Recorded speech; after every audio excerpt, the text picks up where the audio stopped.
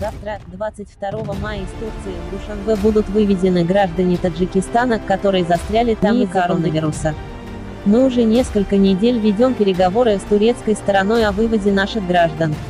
Сначала хотели сами организовать чартерный рейс, но после того, как узнали, что Турция будет вывозить своих граждан из Душанбе, обратились в правительство, чтобы этим же самолетом были доставлены на родину таджикские граждане.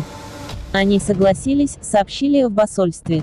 По информации посольства, из Турции в Душанбе хотят вернуться более 200 таджикских граждан. В ночь на 23 мая, час 45 минут по душанбенскому времени, самолет Turkish Airlines вылетит из Турции. В этот самолет помещается 280 пассажиров. Это означает, что все граждане, которые хотят вернуться, могут попасть на этот рейс и вылететь домой, сказали в посольстве. Напомним, что застрявшие в Турции граждане Таджикистана 19 апреля написали письмо на имя главы государства с просьбой вернуть их домой. Мы, таджикистанцы, застрявшие в Стамбуле, всего 210 человек, по причине отмены авиарейсов до сих пор с надеждой на добрые вести ждем возвращения на родину, писали они.